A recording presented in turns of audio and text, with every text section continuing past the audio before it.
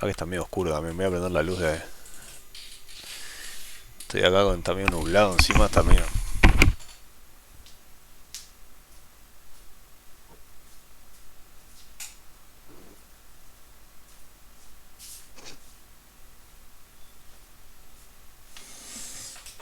Ahora sí. Bueno, hoy vamos a ver esto de las librerías de componentes. ¿Dónde estamos? Acá. Component Libraries y Atomic Design. Que...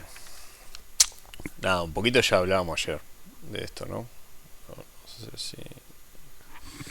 Un poquito ya ayer hablamos de React y eso, así que capaz que vamos a tratar de no tocar de vuelta los mismos temas. Voy a sacar esto. Dale. A ver, Yo no busqué el video y no me lo puedo encontrar. lo que vos, de vuelta. Y ahí puede ser. Eh, Dale. yo lo subí, me parece. Que no lo encontraste, sí.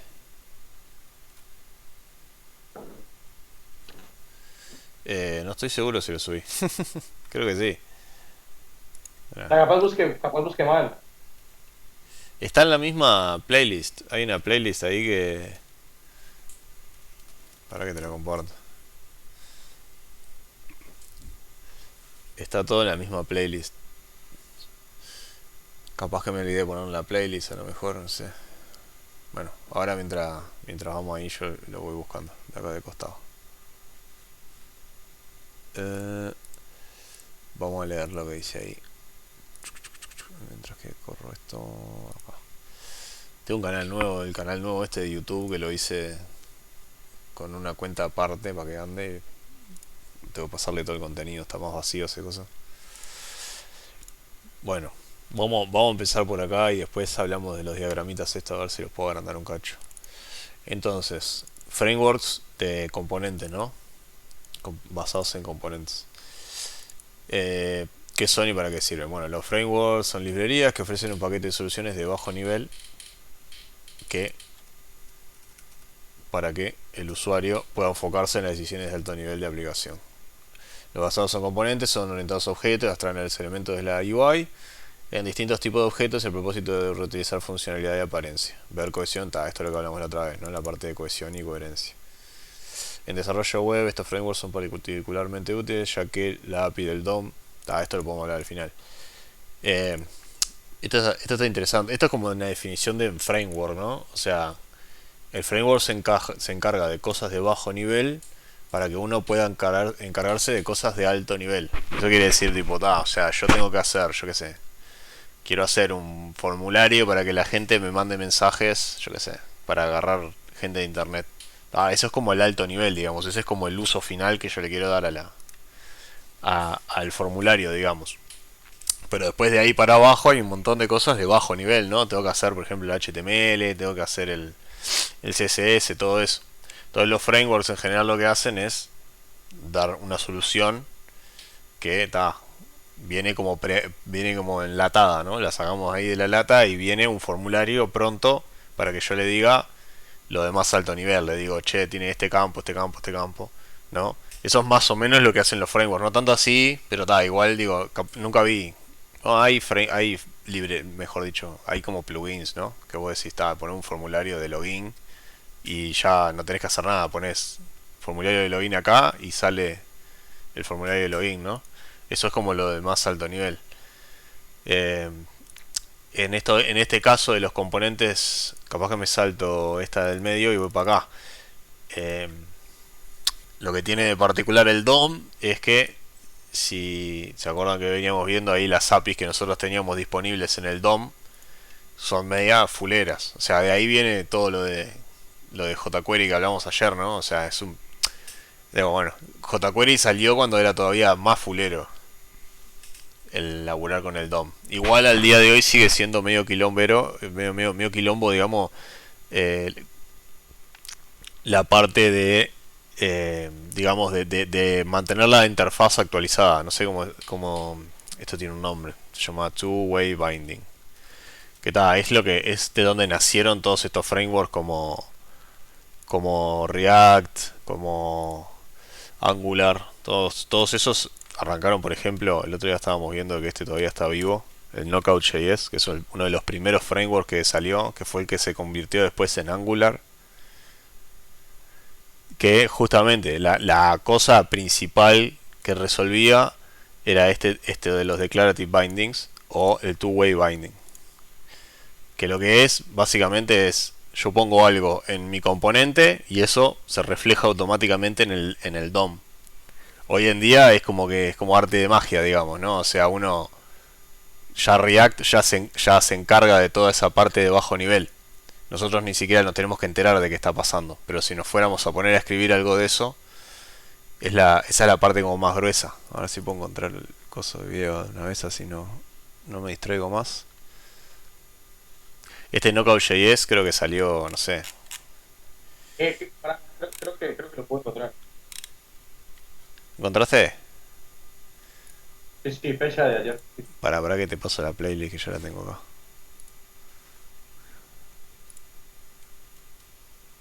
Cerré el coso, qué boludo. Bueno, No, no, pues ya se son.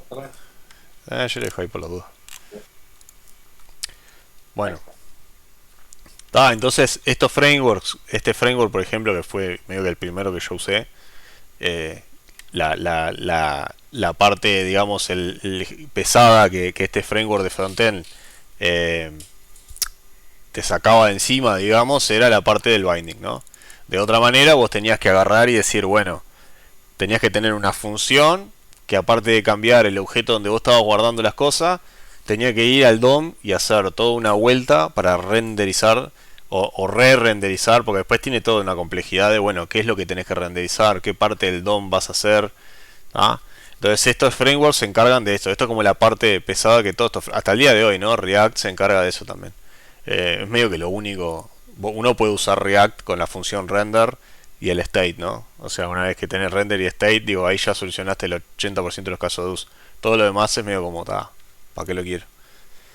Eh, mira, acá estaba, two-way binding.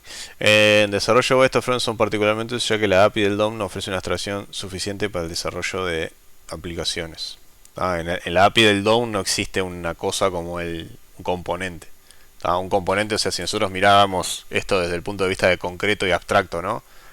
Nosotros tenemos elementos HTML que son bien de bajo nivel. Un componente web, digamos, es una combinación de varios elementos, o sea, es como un nivel, está un nivel más arriba en lo que es abstracción.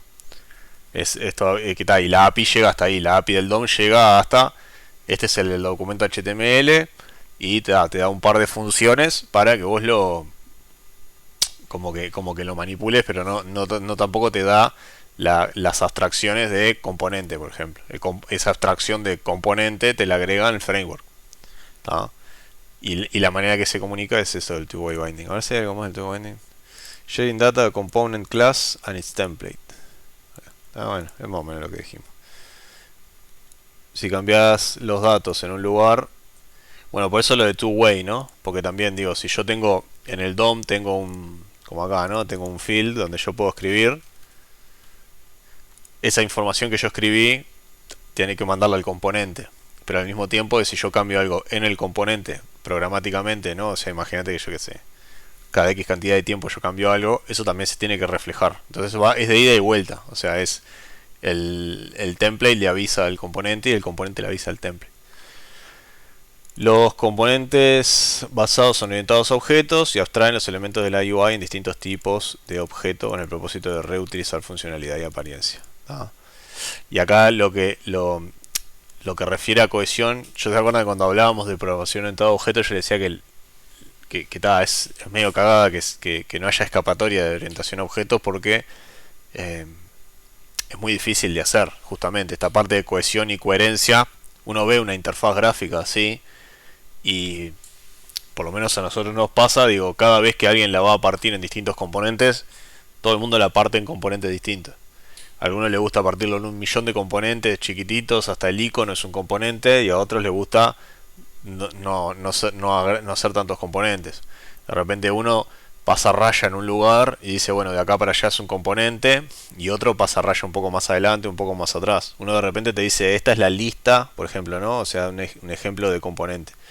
Yo miro esto acá y digo, ok, esto es una lista de diapositivas.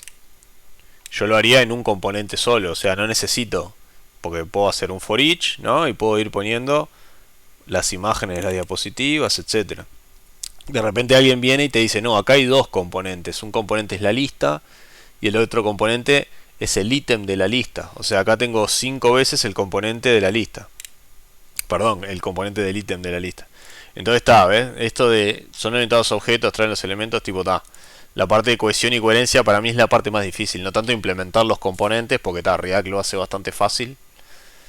Eh, Sino la parte de diseñar y decir, bueno, eh, voy a pasar raya acá y después de mostrárselo a los demás y decir, ah, ya entendí lo que estás haciendo, tiene sentido.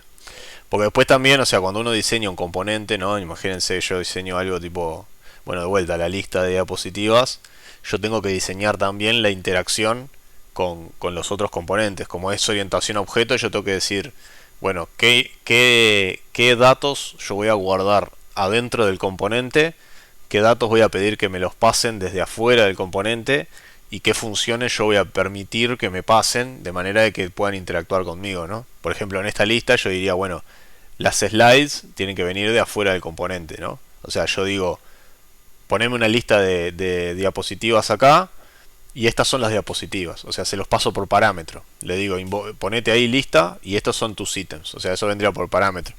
Después, por ejemplo, la que está seleccionada, ¿no? La que está seleccionada, eso es un componente interno, digamos. Para mí eso sería un valor interno. O sea, la lista sabe internamente cuál es la diapositiva que está seleccionada. No necesariamente tiene que mostrarle a los demás que sabe cuál es la que está, o sea, no necesita compartir esa información con los demás. Pero después sí debería tener, por ejemplo, también una función que le comunique a los otros componentes cuando cambia la diapositiva. O sea, cuando yo cambio la diapositiva, la lista cambia, pero también cambia este otro componente. Eso quiere decir que hay algo observando el estado de la lista y diciendo, ah, mirá, alguien que cliqueó en la lista, cambiame la pantalla grande, ¿no? Entonces esa separación que es lo que decía recién, dónde pasar la línea, ¿no? Cuáles son las funciones, cuál es el estado interno, cuál es el estado externo, es lo que más o menos todos manejamos, pero no todos lo logramos hacer igual en la práctica, ¿no? O sea, de repente uno saca sale con una abstracción que viene el otro y dice, pa, eso es cualquiera, no lo hubieras hecho así y de repente está. Entonces siempre es como que estamos.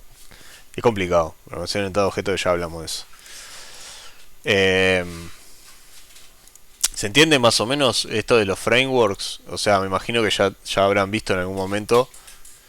Nada, cómo usar si usaron React por lo menos una vez se dieron cuenta de todas las cosas que se encarga React que no tenemos que encargarnos, ¿no?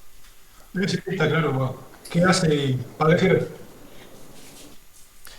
Y lo Sí, del. claro, que es como que uno empieza a ver tipo o sea, lo clásico, que uno empieza por HTML, CSS, JavaScript, y después aparece React. Claro, yo me Entonces, refiero. claro. También me refiero a esto, ¿no? A ver si puedo encontrar Vale, cierto que acá no hay código. Si puedo encontrar alguno.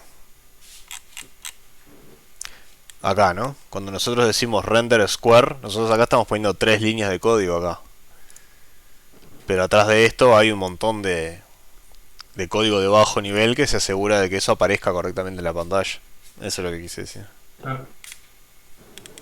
Y otra cantidad de código que dice, bueno, cada vez que cambie este state, haceme el render de vuelta, ¿entendés? Cosas así. En fin. Vamos a avanzar un poquito. Bueno, ¿cómo funciona? A ver si puedo agrandar acá. Aquí está el diagramita un poco más grande. Ahí.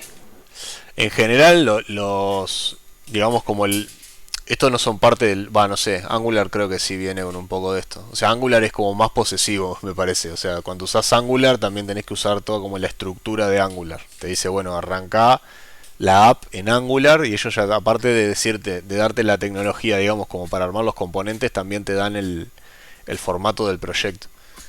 En otros Angular yo en realidad no lo uso. O sea, no hice ningún proyecto. Lo único que hice con Angular fue testearlo y dejarlo ahí.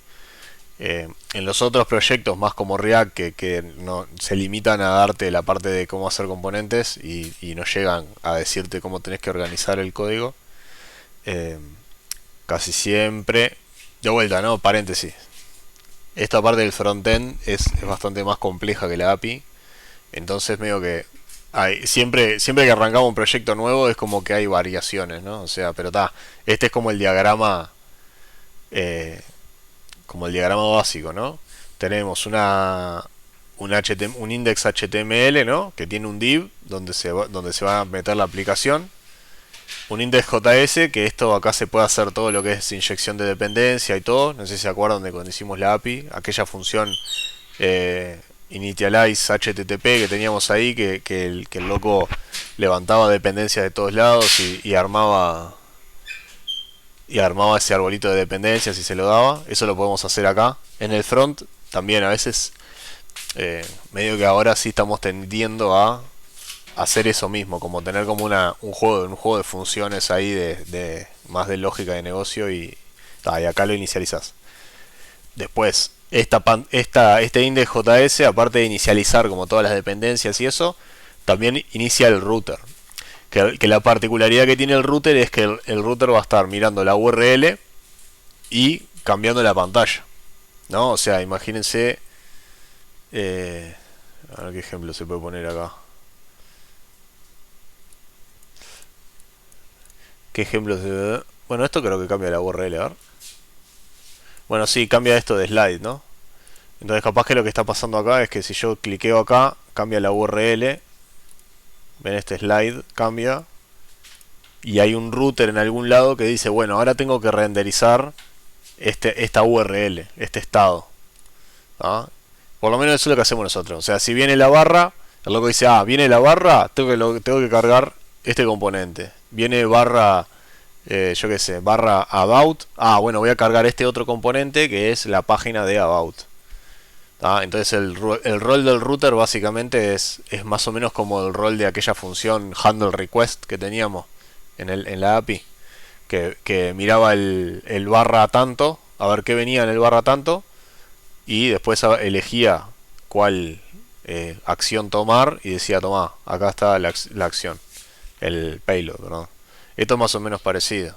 Se cambia la URL, el loco dice, ok, voy a cargar aquella pantalla. Y de paso va y le pasa, porque también por la URL pueden venir parámetros. Entonces está. Y después tenemos este árbol de componentes que acá está el peligro de orientación a objetos, ¿no? Este diagrama así sería hermoso si fuera real, ¿no? Pero muchas veces los proyectos tienen como acá ven que por ejemplo hay cuatro, y ahora vamos a hablar de eso, ¿no? Porque eso se trata Atomic Design. Pero acá tenemos como un árbol, tenemos un nivel 1, un nivel 2, un nivel 3 y un nivel 4. Entonces en el nivel 1 tendríamos las páginas, que eso cargan cosas del nivel 2, las cosas del nivel 2 cargan cosas del nivel 3 y así. En un proyecto real, digamos, hecho sin mucha atención a la organización, lo que termina pasando es que de repente un componente del nivel 1 carga un componente más chico o hay así. Nunca hay como, obviamente no puede haber dependencias circulares, ¿no? El 4 no pueden depender del 7 y el 7 del 4 porque nunca terminas de dar vuelta. Pero, esto puede ser así como puede ser también una telaraña, ¿no? Puede pasar de ser un árbol prolijo a ser una telaraña de componentes, digamos, que todos se usan entre ellos y cuando querés acordar no te compila porque tenés una dependencia circular o alguna cosa de eso. ¿Se entiende más o menos? Esto es pues un poco como para... estas tres cosas son como medias básicas, como que en la práctica después se pueden ver mejor. Pero acá ya introducimos esto de los distintos componentes y cómo se relacionan entre ellos, ¿no? Idealmente lo tenemos así como en un árbol de componentes. Tenemos un componente raíz y después las ramas.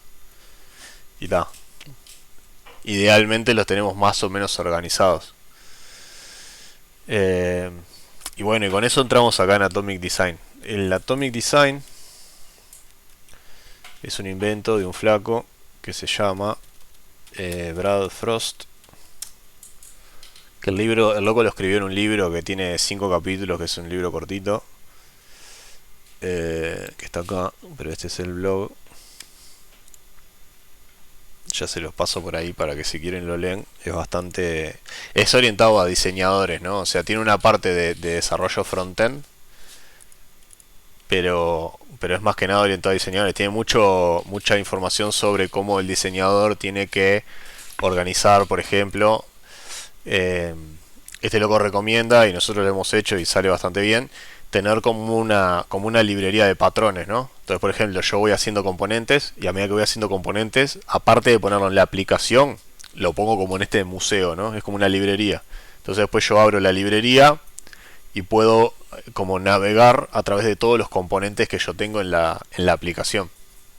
Eso está bueno porque después el día de mañana vos decís, tengo que hacer tal cosa, ¿no? Tengo que hacer yo qué sé, me mandaron a hacer un formulario y no sabes si ya existe. Bueno, entonces vas a esta librería y nada, navegás por los componentes y si ya hay un formulario puedes decir, mirá, acá hay un formulario, lo voy a hacer así y reutilizás el componente.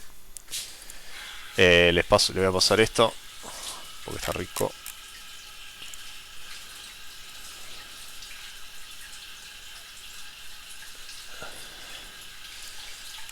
Y vamos a ver un poco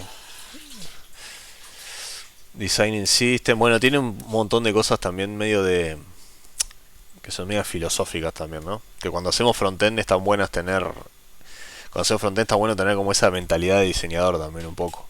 Este loco es diseñador. A ver qué puse acá y de última vamos y bichamos un poco mejor. Creo que no puse toda la información acá de Atomic Design. Pero bueno. A ver, Atomic Design. Chao. Los frameworks son librerías que ofrecen un paquete de soluciones de bajo nivel para que el usuario pueda enfocarse. Ok, copié lo que decía en el otro lado y no lo actualicé. Hace un vejiga. Este contenido está finísimo. Bueno, si ven acá en el diagrama, bueno, vamos a ver lo de allá porque claramente me estoy autodefraudando con este código. Este es el largo, acá está el cortito. Entonces esto de Atomic Design, ¿no? El loco se basa en la tabla periódica, ¿no? Es como que... Amy, ¿tenés que bañarte en el agua? Que bajes un poquito. El loco se inspira en la tabla periódica. Está bueno lo que el loco hace, porque está bien, o sea, el loco identificó como una similitud, ¿no? En el patrón que llevan las cosas, digamos, en lo que es química, ¿no? Lo de átomos, molécula, organismo. Lo vio como un paralelismo ahí entre lo que hacía él en el trabajo y lo que era ahí, ¿no? Entonces tiene Atomic, dice, bueno, el loco lo basa en esto de la tabla periódica. Entonces después lo parte como en 5 partes. Nosotros en general lo partimos en 4 y nos saltamos las templates. A veces en realidad. Por eso, de vuelta, esto como que no lo llegamos nunca a implementar tal cual, así como el loco lo plantea. En general nos salteamos las templates. No, miento, nos saltamos las páginas en realidad y vamos directo a las templates. Usamos solo estas 4. Que capaz que podría ser bastante útil. Pero bueno, entonces acá tenemos, ¿no? Un átomo, el concepto del átomo no el átomo es indivisible, digamos, ¿no? Es como que si yo quisiera partir el átomo en teoría, ¿no? Si yo quisiera partir el átomo en sus partes, no podría hacerlo, ¿no? Y ahí está ese mismo concepto lo aplica el loco a la interfaz de usuario. Entonces el loco dice, bueno, los átomos son estas cosas chiquitas, tipo de repente un botón, de repente una etiqueta, un input, esos son átomos. O sea, estas 3 cosas, ninguna de estas 3 cosas yo las puedo partir. O sea, capaz que, no sé, no, en realidad no las podrías partir. O sea, decir, bueno, este texto es este texto, no lo voy a partir en más partes. Basic Building Blocks. Entonces después, él con los átomos va armando como categorías más grandes, ¿no? Entonces después dice, bueno, yo después de que tengo todos mis átomos, puedo armar moléculas. Y las moléculas son, combinaciones de átomos. Entonces agarra el botón, agarra el input. ¿Mm? Podría ser un paralelismo del átomo con una etiqueta HTML. Claro, el loco dice, bueno, el átomo es algo que no se puede dividir. Claro. Algo como un input no puedes partirlo, es un input. Un P es un P. Exactamente. Sí, está igual. Ojo, siempre he pensado, este loco no lo piensa en HTML, ¿no? Porque este loco es diseñador. O sea, si bien la gracia del Atomic Design es que vos podés agarrar, digamos, diseñador y programador pueden compartir el paradigma, digamos, o las técnicas. Este loco no lo piensa desde el punto de vista de web. O sea, lo piensa desde antes, de diseño. Porque incluso en el libro tiene una parte más práctica para diseñadores que está buena, que es tipo, si vos trabajás en una empresa que no tiene todas estas cosas, ¿cómo haces para empezar? ¿No? Es como decir, ¿cómo lográs que tu jefe te dé permiso para cambiar toda la manera en la que se maneja el diseño en determinado proyecto? Entonces el loco es como más diseñador. Entonces nosotros también tenemos que pensar como más abstracto, ¿no? No es necesariamente un P, sino tipo, porque de repente, yo qué sé, si yo tengo un artículo y mi artículo tiene tipo varios párrafos, eso es lo que yo le decía con esto, ¿no? Con esto de acá. O sea, si nosotros estuviéramos... ¿Lo que de vuelta? Y cada cual lo parte como quiere. Claro, ahí va. Sí, o sea, no necesariamente tiene que ser un P. Que ese es mucho el error que cometemos nosotros, me parece. Que yo a veces le digo a los gurises. O sea, ¿qué propósito tiene si yo partiera esta lista en 5... Yo dijera, esta lista son 5 átomos, ¿no? Cada uno de estos cuadraditos son 5 átomos. Es un átomo. Digo, está bien, ¿qué gano yo con eso? ¿Qué propósito tiene que eso sea un átomo? ¿Yo lo puedo sacar de ahí y ponerlo en otro lado? Si no puedo hacer eso, en realidad no me sirve que sea un átomo. Me sirve más que el átomo sea la lista entera. ¿Entendés? Pero ahí también va un poco el concepto de indivisibilidad, ¿no? Si que un átomo es indivisible. Que si yo separo estas listas, ¿cómo de qué sirven por sí solas? Ahí, O sea, yo separo claro. cada una de estas listas. Está bien lo que decís vos. La pregunta ahí es, ¿en qué sentido vos decís, vos lo tratás lo de ser divisible o no? Porque o sea, sí, si vamos como a lo literal indivisible, digo, sí, bueno, yo puedo seguir partiendo de esto en partes. Yo puedo partir el numerito el cuadradito, claro, y puedo seguir partiéndolo. Digamos, si yo me pongo a pensar, puedo seguir partiéndolo. La gracia es, digo, indivisible sería en el sentido de la aplicación. La disibilidad, esa palabra, te lo va a dar el nivel, lo que vos quieras reutilizar, ¿me entendés? Si vos, por ejemplo, si vos tenés un diseño entero, ¿no? Y siempre que vos ves este botón, él viene pegado de este input. No necesitas dividirlo, porque siempre están pegados. Decís, bueno, esto es siempre igual. Acá es el mismo ejemplo que esto. O sea, si nosotros viéramos este cuadradito en otro lado, en un contexto fuera de la lista, por ejemplo, ahí sí diría, mirá, vale la pena considerar este cuadradito como un átomo y no la lista entera. Porque así yo puedo sacarlo de acá. Y ahí está la dificultad, porque no hay una técnica para decir, si haces esto te va a salir bien. Es una cuestión de subjetividad. Cada uno lo ve como... Y ahí está lo que No, vos es digo. como si vos cada vez que tenés un input está al lado de un botón submit, no tiene sentido dividirlo de eso. Porque Tal tu cual. átomo que sea siempre. Y eso claro, o sea, el mínimo divisible antes de que sea inútil. Claro. No, que sea útil. Exacto. La utilidad de acá. Exactamente. Y después está el costo de tener dos componentes, ¿no? Porque si no es lo mismo tener un componente que tener dos. Cuando uno tiene un componente, digo, es más fácil. No tenés que... Son dos... ¿cómo es? Son dos interfaces que tenés que diseñar contra una. O después tenés que pensar, bueno, este botón, ¿cuál es la interfaz que tengo que poner a este botón para que pueda ser reutilizable en otros lados? Yendo al caso de, digamos, de que yo sé que este botón se usa en otros lugares separados. ¿Cómo yo llego a una interfaz que es única para el botón, pero que aplica en todos los componentes donde yo voy a usar el botón. Con el botón es fácil, ¿no? El botón tiene un texto y tiene un on-click, ¿no? Es como que más fácil. Tipo, el botón quiero que me muestre esto y que me avise cuando lo cliquen. Es más sencillo. El tema es cuando vamos subiendo. Y básicamente, esto de Atomic Design es así, ¿no? O sea, tengo átomos. Cuando yo combino átomos, o sea, los componentes que están hechos, cuyos, digamos, subcomponentes son todos átomos, son moléculas. ¿No? Si yo junto muchos átomos juntos, tengo una molécula. Después yo puedo juntar moléculas con átomos, ¿no? O sea, puedo tener... Bueno, y acá está el ejemplo, ¿no? Y ahí armo organismos. Y acá el loco le llamo organismo, por ejemplo, al header, a este header acá. Entonces el loco pone como varios ejemplos del header.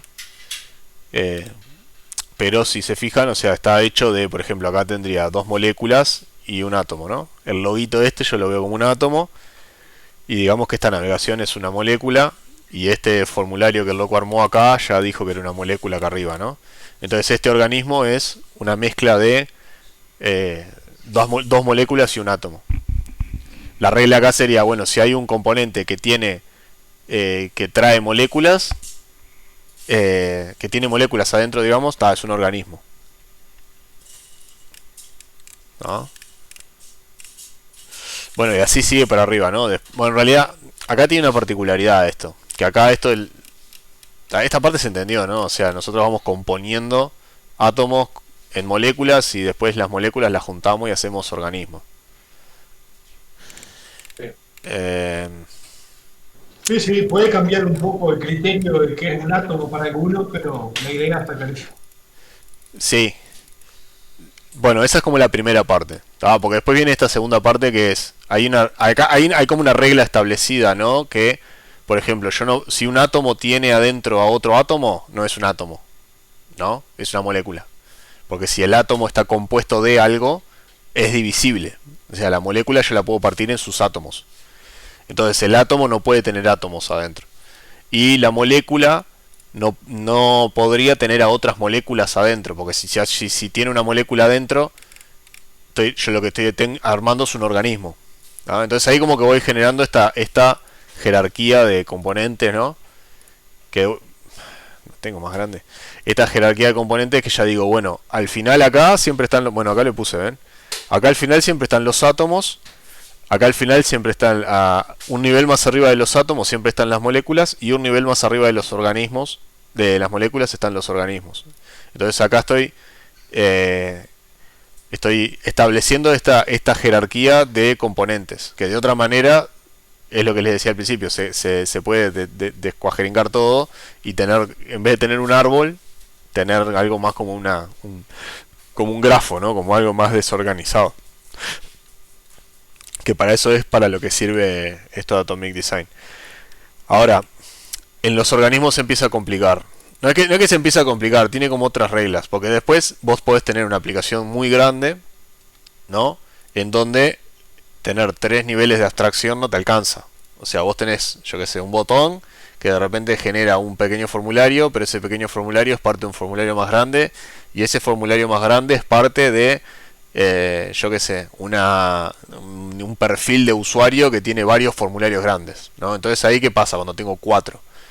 Ahí se rompe la regla. Los organismos pueden tener, en teoría un organismo puede tener otros organismos adentro, ¿no? Que está bueno, aparte porque eso es como, ahí se sigue viendo el paralelismo con la vida real, ¿no? O sea, verdad, un organismo puede tener otros organismos adentro.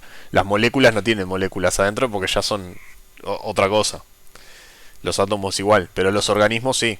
O sea, y este loco acá lo trata igual, ¿no? O sea, yo puedo tener este header, por ejemplo, yo lo puedo meter en algo más grande, y ese algo más grande también puede ser un organismo. O sea, puede haber organismos que tienen organismos más chiquitos adentro, ¿no? Y si se fijan acá, yo le había puesto un circulito que dice complexity here, ¿no? O sea, eso es lo que nosotros usamos como termómetro, digamos, para saber si la aplicación es compleja o no. Por ejemplo, nosotros ahora tenemos una aplicación que está hecha en React, que la empezamos a aplicar el Atomic Design y tal. Lo que nos empezó a pasar fue que tenemos molécula, átomos, pero después tenemos como 3 o 4 capas de organismos. Porque la aplicación no solo es una SPA, sino que es una SPA de esas cargadas, ¿no? De que hago todo en la misma pantalla. Y ahora podemos hablar un poquito más sobre lo que son templates y pantallas. ¿Tá? Pero tengan esto en pausa un segundito. Porque las templates vienen del otro lado, ¿no? Imagínense que yo estoy ahora armando este árbol. Yo estoy desarrollando, ¿no? O sea, yo estoy pensando en un formulario y el formulario lo voy armando como de abajo para arriba, ¿no? O sea, digo, mira, estos son los átomos, arranco por los átomos, luego sigo por las moléculas y luego empiezo con los organismos. Lo que son templates y páginas es al revés, arranco desde arriba. O sea, imagínense esto, y aparte es medio como lógico, ¿no? O sea, a mí me dan un diseño que dice, mira, acá tenés la página principal, acá tenés la página de About y acá tenés la página de contacto. Genial, yo tengo 3 páginas, ¿no? Entonces ahí estoy arrancando por el concepto de páginas. Estoy arrancando por el concepto de más alto nivel.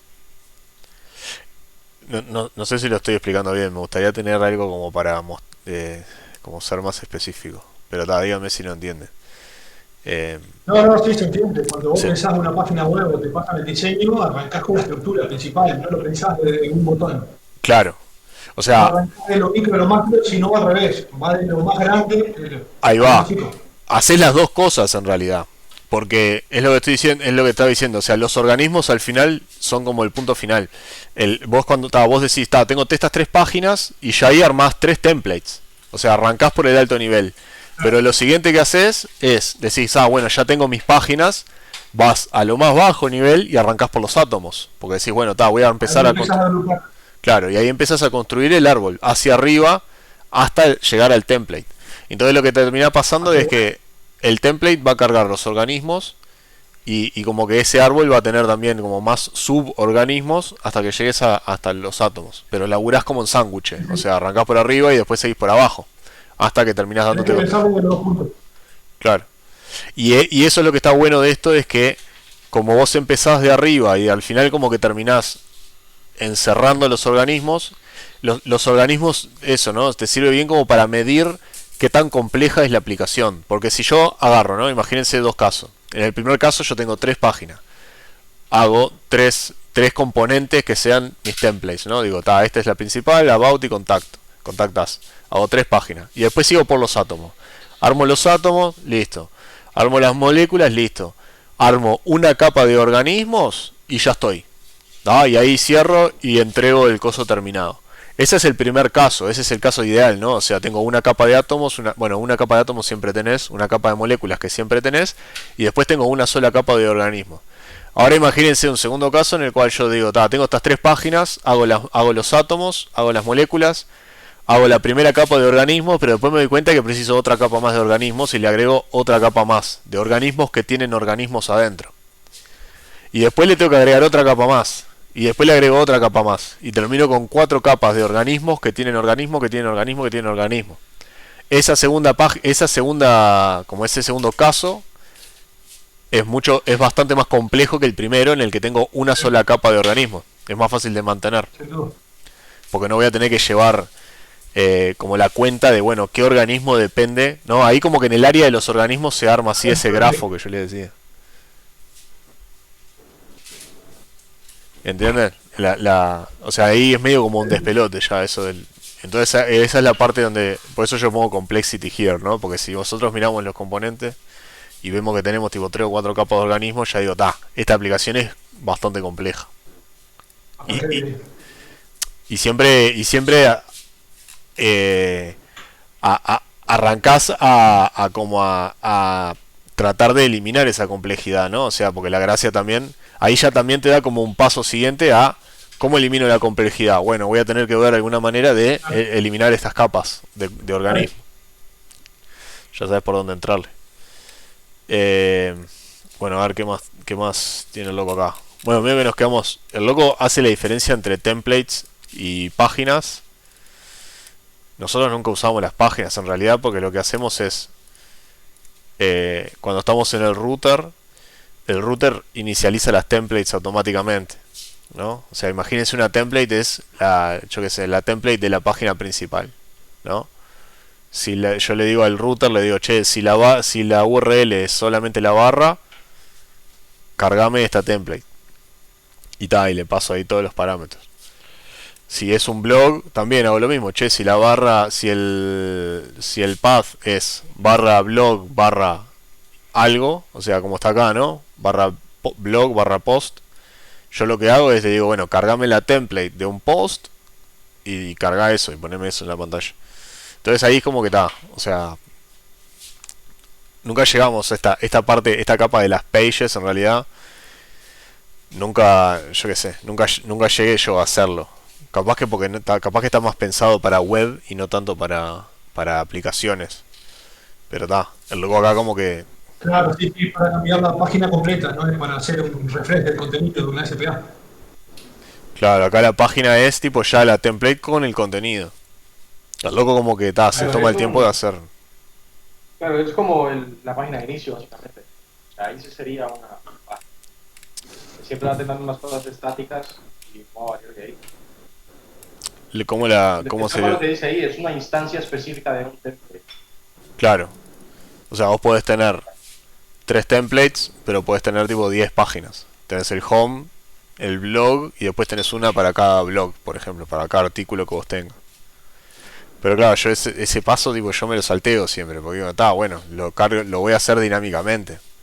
O lo hace el framework, tipo si lo tenemos en Next, digo, no tenemos que hacer las páginas. Porque ya como que lo genera automáticamente. Yo le digo barra solo y ya va a index y todo así. O sea, no tengo que Claro, tomarme. es correo. Claro. Eh, Ahora, déjeme pensar qué más podemos tirar acá. Porque después lo siguiente, como la siguiente cosa para ver es ya qué es lo que le falta. Atomic Design es para ordenar eh, interfaz de usuario. ¿Tá? A esto se lo combina con eh, ya con un patrón que era el que vamos a ver la semana que viene con el de este del Model View Model. Lo que quiero decir es con Atomic Design no haces una aplicación, porque es simplemente el framework que se utiliza para las vistas, digamos, para la interfaz de usuario. A esto le falta agregarle una capa de manejo de datos, manejo de estado, organización del código, etcétera. Me refiero a organización del código de la otra parte, porque esto ya como que ya te va también estableciendo más o menos cómo tenés que organizar el código. Porque después, ¿cómo haces la diferenciación entre organismos y átomos y moléculas? Lo pones en diferentes carpetas. Es eso, básicamente. Lo organizado así, lo separado y bueno. Claro. Porque a ver, en la práctica me gustaría tener. A ver, capaz que puedo pasar esto para acá y podemos ver algo de.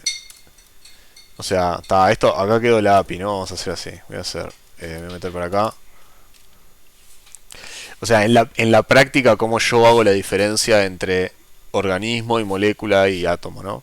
Que ahí también es como, eso es como algo que siempre hacemos distinto. En algunos proyectos le ponemos, por ejemplo, input atom, ¿no? Al nombre del componente le ponemos lo que es y le ponemos que es un átomo.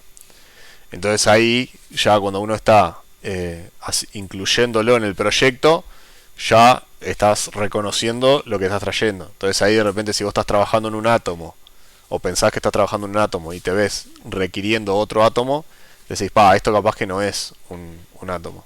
O sea, yo tengo input atom, decís, bueno, está. Pero después como la más práctica no fue siempre nada, simplemente ponerlos en diferentes carpetas. Vamos a mover todo esto para allá adentro.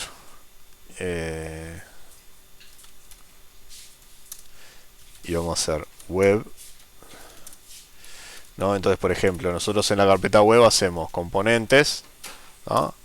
Components, y después venimos y hacemos components organismo, components moléculas, components atoms, components templates. Y después imagínense que yo tengo un componente, yo que sé, input.jsx, yo que sé, y tengo así, ¿no? Extends React Component Render. Ahí tengo un componente. Ahora el día de mañana yo vengo y digo, adentro de este componente voy a precisar otra cosa. Voy a decir import, yo qué sé, label from, no sé, atoms label. ¿No? Entonces ahora yo ya sé de que este input no es más un átomo, ya no es más un átomo. Ahora es una molécula, porque tiene un input adentro. Vamos a hacerlo bien. Vamos a poner acá, vamos a ponerle return label, ¿no? Una cosa así. Entonces este componente ahora está usando a otro componente, entonces ya no es más un átomo, lo tengo que subir, digamos. Entonces simplemente con esto de la organización del código así, lo que hacemos es átomos input y lo mando para las moléculas, ¿no? Y ahora tengo ahí, bueno, me falta el label, ¿no?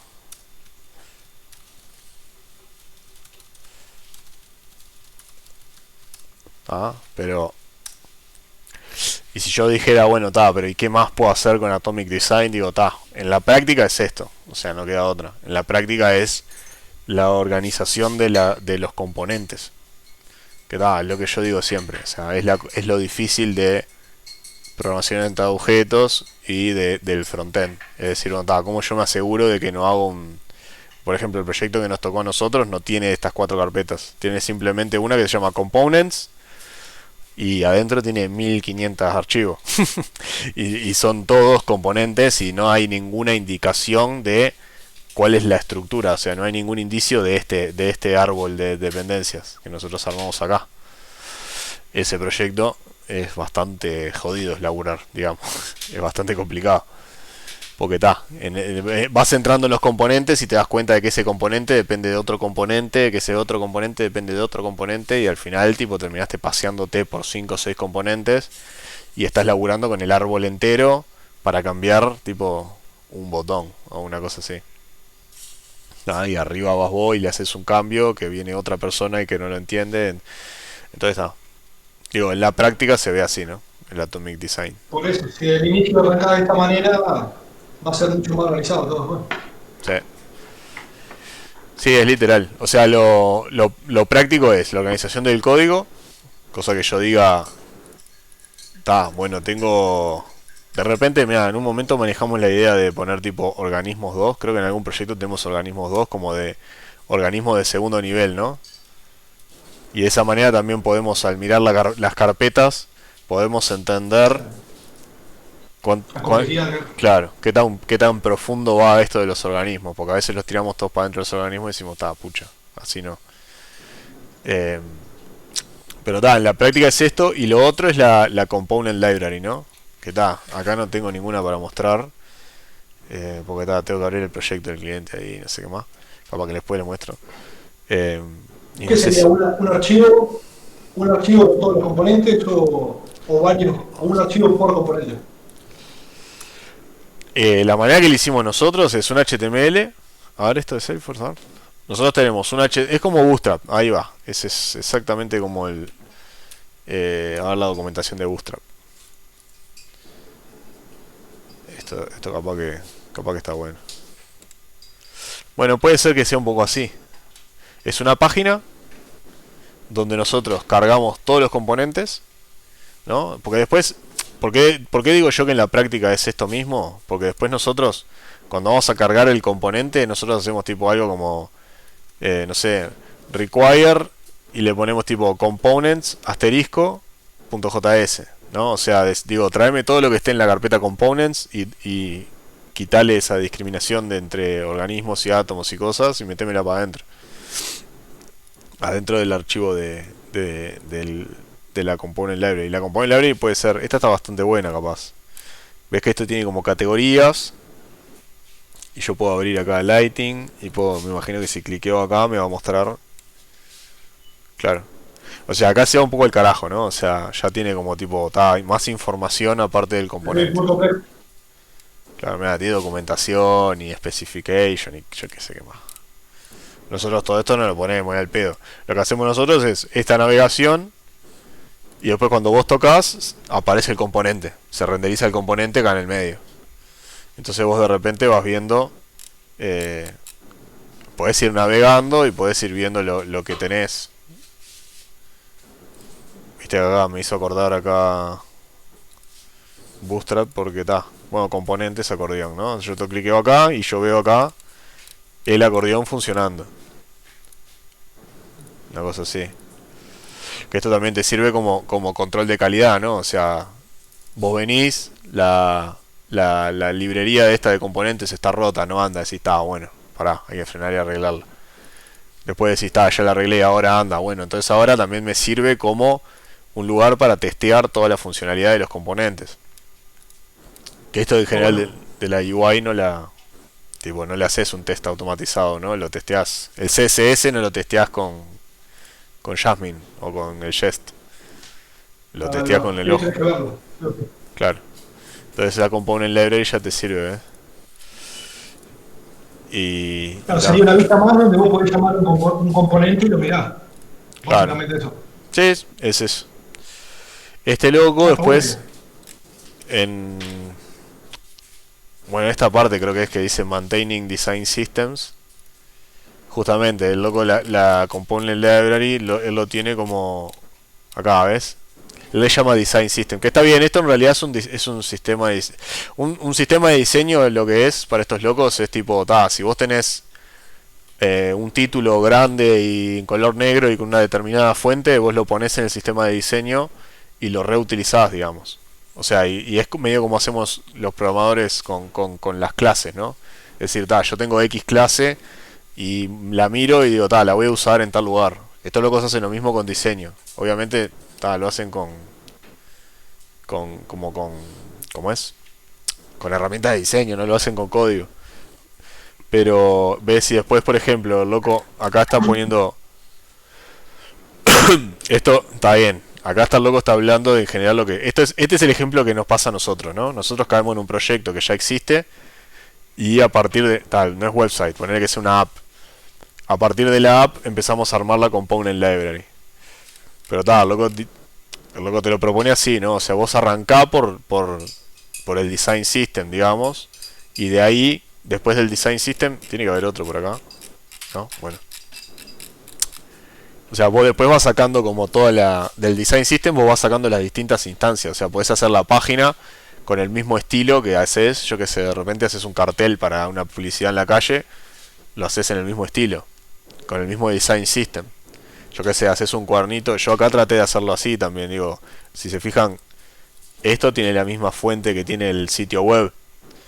Yo no tengo el Design System tan prolijo como este loco dice que hay que tenerlo, pero es como que hay un Design System. Y bueno, esto del Pattern Library acá está bueno también, es como una salida del Design System. Pero en algún lado el loco hablaba de... a ver. Por lo que te decía, bueno, si vos trabajás en una empresa que no hace esto, y acá, esto es lo que el loco dice, ¿no? Show, don't tell. Bueno, acá le llama Interface Inventory, ¿no? Es como un inventario de interfaces.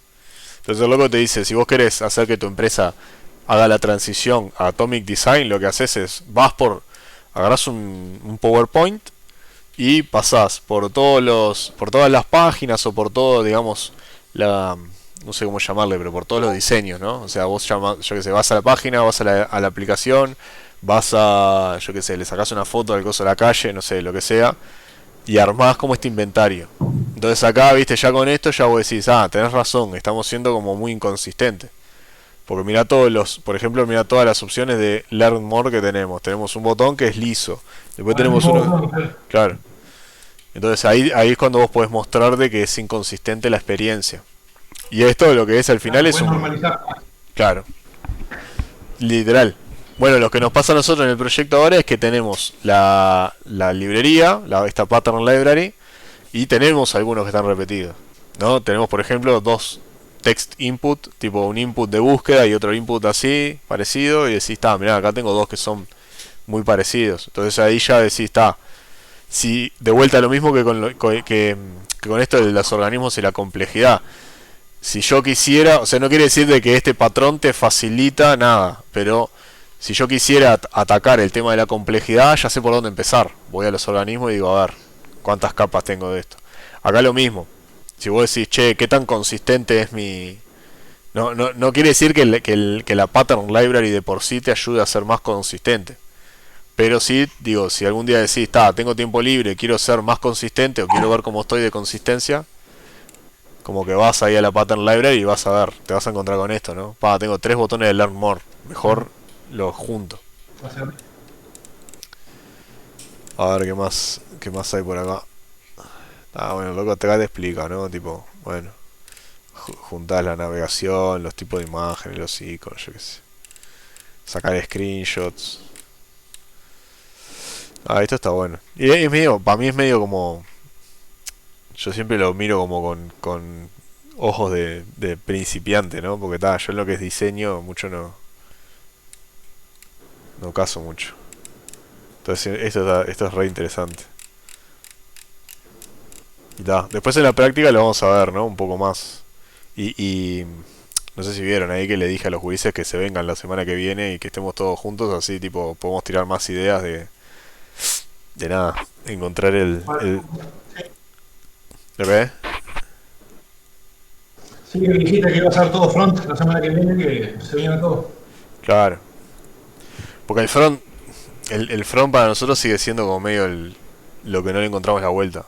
O sea, tenemos como todas estas técnicas flotando por ahí, pero tenemos dos problemas. Primero de que este patrón que usamos, el model view model, nos dejó un poco tirado en un momento. O sea, terminamos con en 2 proyectos que lo estábamos haciendo, terminamos con un archivo de 1500 líneas que fue tipo, mirá en lo que terminamos, algo hicimos mal. Entonces estaba medio que ahí ya veníamos recopados con este modelo y fue tipo, mejor no.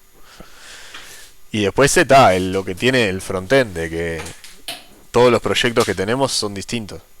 O sea, literal, son todos distintos. Para cada uno tenemos que hacer. O sea, una vez que encontremos la manera ideal de hacer las cosas, después aparte vamos a tener que hacer un plan de transición para cada proyecto. Decir, bueno, ¿cómo vamos a hacer con el correr del tiempo para cambiar de esto que está hecho así a lo que nosotros queremos hacer? Entonces es como que el frontend... Claro. Y no llegamos ni siquiera a lo ideal en realidad tampoco. Porque o sea, tiene que haber como reglas claras. Sí, lo que se saque más. Pero viste que en el backend, o sea, lo que es APIs, está como todo bastante estructurado. Es tipo, bueno, este es el patrón que usamos, el pipeline coso, el collection pipeline ese, y lo usamos así, y acaban las cosas, etcétera, etcétera. En frontend, como que no llegamos a ese punto de decir, Sí, bueno, muchas más opciones. Y a veces pasa por los gustos personales. Y es orientado a objetos también. Y es orientado a objetos. Hay un paper que se llama así, que yo lo leí hace 1000 años, lo tengo que volver a leer. ¿Esto me va a descargar algo o me va a llevar? No, estos dos locos, voy a compartir ahí.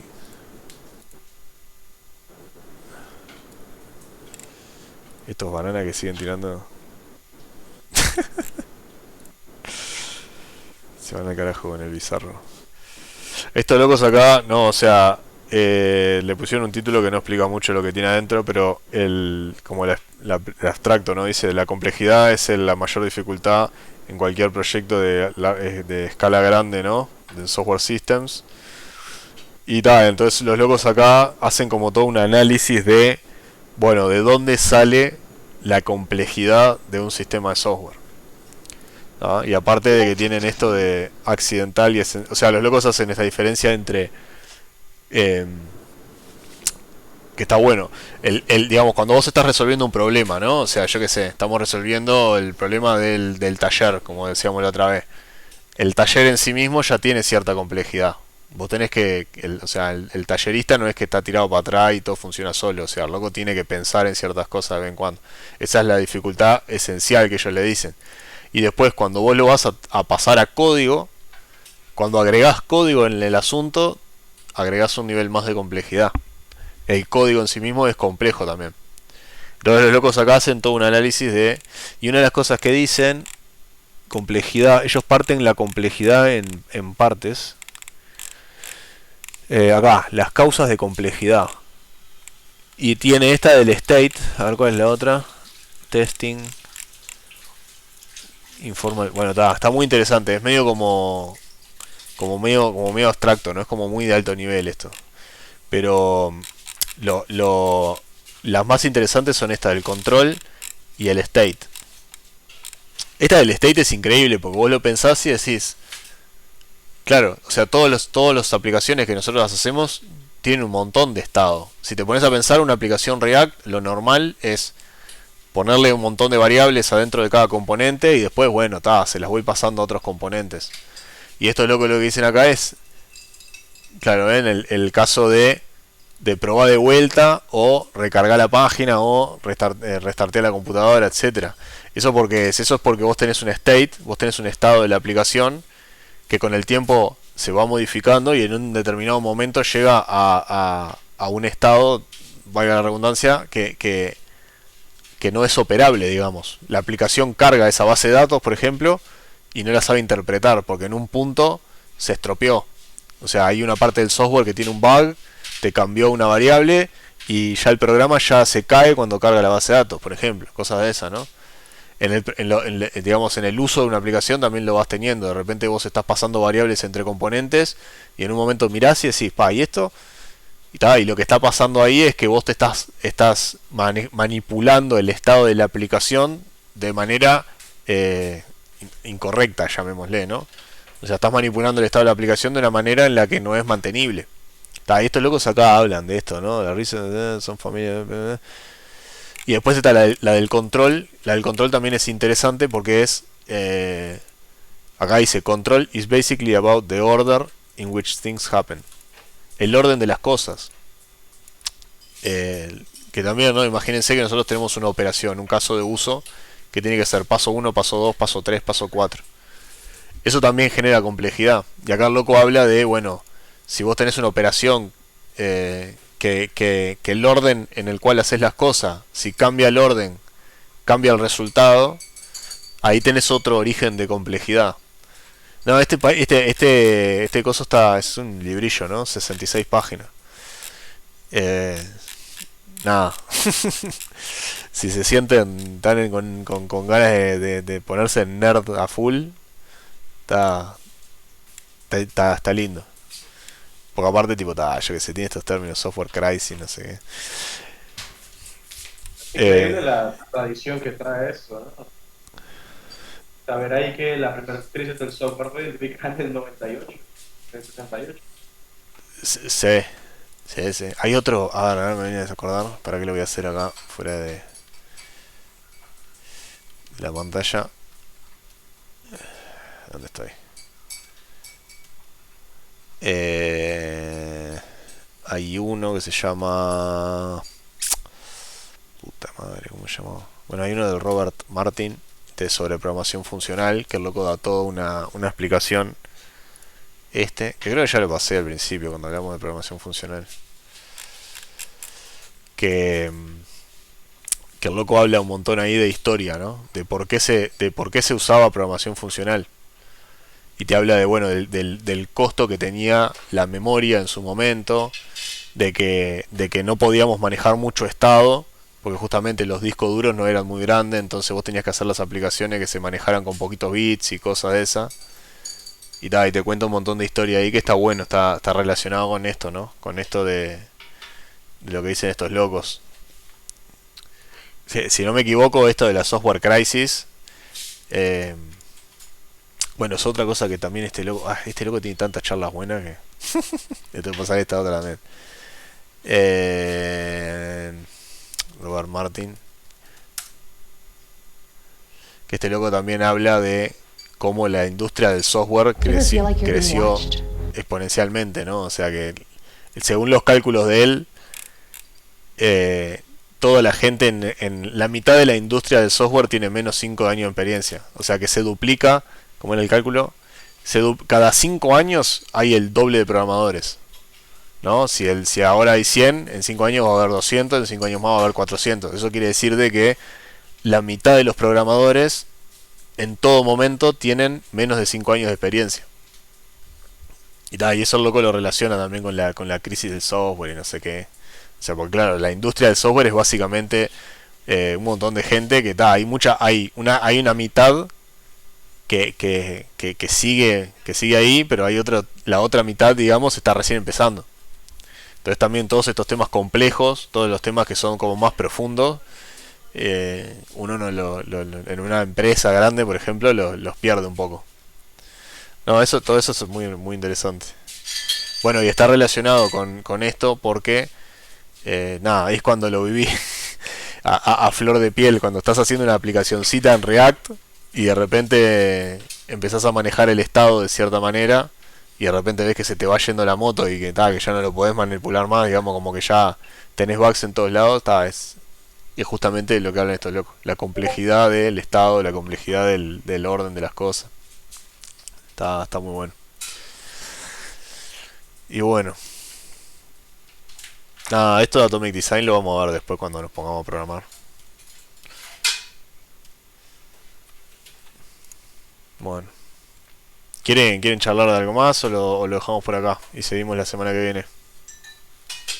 ¿Cómo la ven? Esto del frontend. No, pues muy bien, me gusta la parte. Ahí va. Digo, yo digamos como la expectativa que tengo yo es decir, medio con lo que ustedes ya saben o con lo que se puede aprender de los tutoriales que hay en internet, sumado con estas diapositivas que yo traté medio de como adelantarme a los problemas que vamos a tener cuando estemos haciendo la aplicación. Nada, que con esto ya podamos por lo menos tener referencia. Nos trancamos con algo y decimos, eso estaba en tal diapositiva, pumba, voy allá. O nos trancamos con algo y mira, eso está en tal tutorial. Y ya sabemos, tipo, por lo menos aunque no tenemos la práctica, o no sé, o error humano como siempre pasa, digo, ya por lo menos tenemos la referencia de decir, eso yo ya lo vi en tal lado. Pero eso lo vamos a ver la semana que viene cuando estemos ahí. Dale, vos. Voy a apagar acá. Bien.